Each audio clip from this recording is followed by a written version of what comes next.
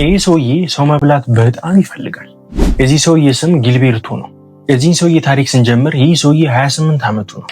በኒውዮርክ ከተማ በኪዩንስ አካባቢ ይኖራል። በአጠቃላይ ህይወቱ አሪፍ ነበር። ይህ ሰውዬ የፖሊስ መኮንን ነው። እንዲሁም ደግሞ በቅርቡ አግብቷል።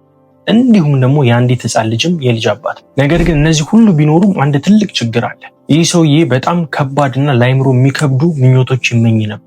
ሴቶችን መቀጥቀጥ፣ መግደል እንዲሁም ደግሞ እስከ መብላት ድረስ ነበር የዚህ ሰውዬ ጨለማ የሆነ ምኞቱ የሚያስመኘው ነበር። እነዚህ ሀሳቦቹም በጣም አስፈሪ ስለነበሩ በልቡ ይዟቸው ለማንም አልተናገራቸውም ነበር። ነገር ግን በ2012 በአንድ ቀን ሁሉም ነገር ይለወጣል።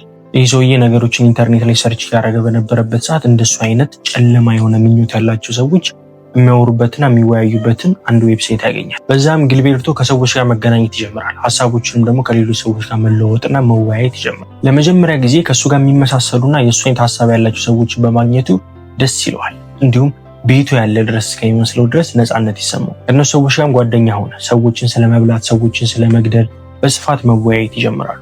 በተለይም ስለ ራሱ ሚስት በጣም የተለያዩ ነገሮችና ማድረግ የሚፈልገውን ነገር ሁሉ ከእነኛ ሰዎች ጋር መወያየት ይጀምራል። ጊልቤርቶም የራሱ ሚስት ላይ ማድረግ የሚፈልጋቸው እጅግ በጣም አስፈሪ ነገሮችን መግለጽ ይጀምራል።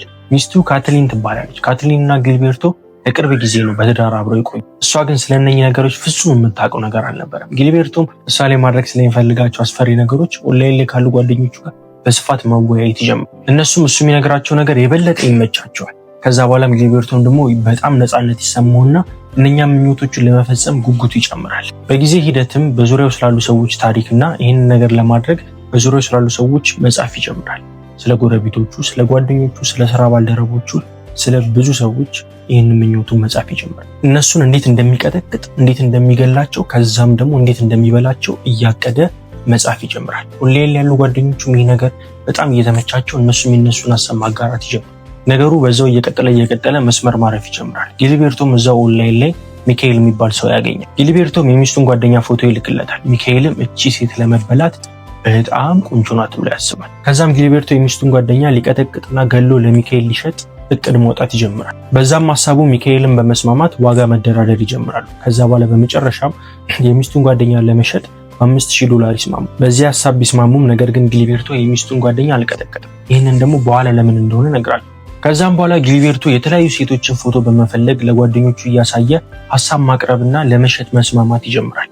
ከዛም አልፎ አንዲት ሴትን ደግሞ በህይወት እያለች እግሯን ቆርጦ እሷም ተቀምጣ እያየች እግሯን ጠብሶ ስለመብላት ያስባል። ይህንንም ሀሳቡን ኦንላይን ላሉ ጓደኞቹ ያጋራላል። ብቻ ምን አለፋችሁ ይህ ሰው የሚያስበው ነገር በጣም አጸያፊ ነበር። ልጅ አብራ የተማረችውን ጓደኛውን ለመግደልና ቀጥቅጦ ጠብሶ ለመብላት ያቅዳል። ይህችም ሴት ብቻዋን ስለምትኖር እሷን ለማጥቃት በጣም ቀላል እንደሆነ ኦንላይን ላይ ላሉ ጓደኞቹ ያማክራቸዋል። ቤቷንም ሰብሮ በመግባት ከዛ በኋላ በመቀጥቀጥ በመግደልና ከዛ በኋላ ጠብሶ መብላት እንደሚችሉ ያማክራቸዋል። ጓደኞቹም በዚህ ሀሳቡ በጣም ይስማማሉ። ጊልቤርቶም ስለሷ ብዙ መረጃዎችን ማሰባሰብ ይጀምራል። ከዛም በኮምፒውተሩ ላይ ኪምበርሊንን መቀጥቀጥና መቀቀል የሚል አንድ ፎልደር ይከፍትና እዛ ፎልደር ላይ ስለሷ ቁመት፣ ስለሷ እድሜ፣ ስለሷ ኪሎ እንዲሁም ደግሞ ስለሷ እያንዳንዱን መረጃዎች መጻፍ ይጀምራል። እንዲሁም እሷን ለመግደልና ለመቀጥቀጥ የሚያስፈልጉትን ነገሮች በረኪና፣ ገመድ፣ ዱላ እያንዳንዱን የሚያስፈልገውን ነገር በዛ ፎልደሩ ላይ ጽፎ ያዘጋጃል። ይህንንም ፋይል ኦንላይን ላይ ላሉ ጓደኞቹ ይልክላቸዋል። ጓደኛውም በጣም ጥሩ ሀሳብ እንደሆነና በዛ ሀሳቡ በመስማማት ያበረታቱ። እነዚህ ሰዎች በጣም አስፈሪ ሰዎች ናቸው። ነገሩ ግን ከዛም እየከፋ ይመጣል። በአንድ ወቅት ደግሞ ፓኪስታን ከሚገኝ የኦንላይን ጓደኛው ጋር የሚስቱን ፎቶ ይልክለትና ያሳየዋል። ፓኪስታን ያለውን ጓደኛውም የእሱ አይነት ሰው መግደልና መብላት የሚያስደስተው ሰው ስለነበረ በጣም አሪፍ እንደሆነ ያማክረዋል።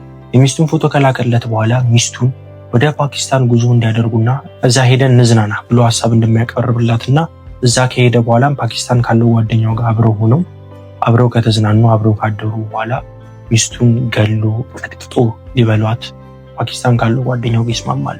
ይህ ሰው ይህ ሁላ ነገር እየተናገረ ያለው ስለ ገዛ ሚስቱ የገዛ ሚስቱን ከሌላ ሰው ጋር ተመካክሮ ቀጥቅጦ ገሎ ሊበላት። ይሁን እንጂ ጊልቤርቶ እነኚህ ሁላ ነገሮች ቢያስብም አንዱንም ነገር አልፈጸመውም ነበር። ሁሉም ነገር እቅድ ነበር። ምክንያቱም እንኳን እንደዚህ አይነት ከባድ ነገር ይቅርና ቀላል ነገር እንኳን መመኘትና መፈጸም አንዳንድ። ጊልቤርቶ ግን በዚህ አላቆመም። ከዛም የበለጠ ትልቅ መስመር ያልፋል። እንደነገርኳችሁ ይህ ሰውዬ ፖሊስ መኮንን ነው። ከዛም በኋላ ያንን ስልጣኑን በመጠቀም ወደ ፖሊስ ኮምፒውተሮች በመግባት የሌሎች ሰዎችን መረጃ በማውጣትና ስለነኛ ሰዎች ለመግደልና ቀጥቅጦ ለመብላት እቅድ ማውጣት ይጀምራል።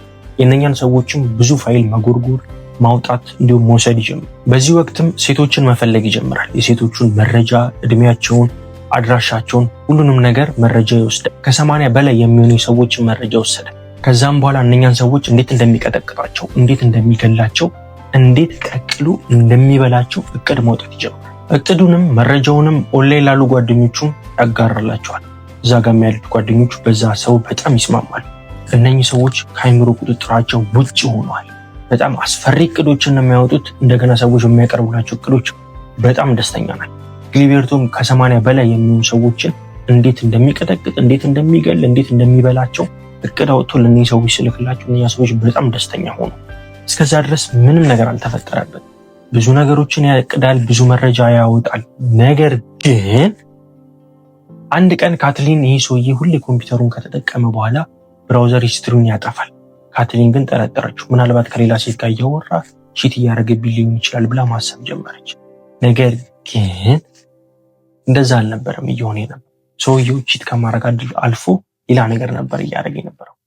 ካትሊን ግን ይህንን ስለማታውቅ ያንን በመጠራጠር ኮምፒውተሩ ላይ እሷ ማየት የምትችልበትን አክሰስ ታደርግና እሱ በሌለበት ሰዓት ትደበቃለች። ከዛም በኋላ ሰውዬ እንደ ኖርማል ቀን እንደተለመደው መጥቶ ኮምፒውተሩን መጠቀም ይጀምራል።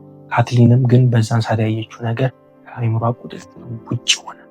እያንዳንዱ የጓደኞቿ ፎቶ፣ የራሷ ፎቶ፣ እንደገና ደግሞ ከሌሎች ሰዎች ጋር የሚያወራቸው ወሬዎች፣ ሁሉም ነገር ከአይምሮ ቁጥጥር ስር ውጭ ሆነባት። ሰርች ሂስትሪውንም ስትመለከት የሰው ስጋ ምን ይመስላል፣ እንዴት ነው ሰው ማሰር የሚቻለው፣ እንዴት ነው ሰው መግደል የሚቻለው የሚሉ ሂስትሪዎች ነው። ካትሊንም በጣም ደነገጠች። የራሷን ፎቶ፣ የጓደኞቿን ፎቶ፣ የምታውቃቸውን ሰዎች ፎቶ እንዳለ ለመግደል እያቀደ ኦንላይን ካሉ ጓደኞቹ ጋር ሲወያይ ያለው ነገር ሁሉን አየችው። ባሌ ብላ አብረው ትኖር የነበረችው ሰውዬ እሷን ለመግደልና ለመብላት እያቀደ እንደሆነ ስታስብ ምን እንደሚሰማት አስቡት። ካትሊንም ወዲያው ያደረገችው ለፖሊሶች ደወለች። ፖሊሶችም መጥተው ጊልቤርቶን ያዙት። ጊልቤርቶንም ወደ ፖሊስ ጣቢያ ወሰዱ። 2013 ዓ.ም ጊልቤርቶ ለፍርድ ቀረበ። ጊልቤርቶም የሁሉ ነገር ምኞት ነበር እንጂ አንዱም የፈጸምኩት ነገር የለም ማለት ግን ፍርድ ቤቱ ሊያምነው አልቻለም እና ጊልቤርቶ ላይ በጣም ከባድ የሆነ ምርመራ ማድረግ ጀመረ። ፍርድ ቤቱም ነገሩን በደንብ ከመረመረ በኋላ ጊልቤርቶ ላይ 21 ወር ፈረደበት። ጊልቤርቶም 21 ወር እስራቱን ከጨረሰ በኋላ በነፃ ይወጣ። ተፈታ በኋላ በጣም አስፈሪ የሆኑና ለአይምሮ የሚከብዱ መጽሐፎች ጸሐፊ ሆነ። ስታስቡት ሌላ ነገር ከሚሰራ ጸሐፊ ቢሆን አይሻልም? እንደዚህ አይነት ቪዲዮ የሚመቻችሁ ከሆነ ይህን ቪዲዮ ተመልከቱት።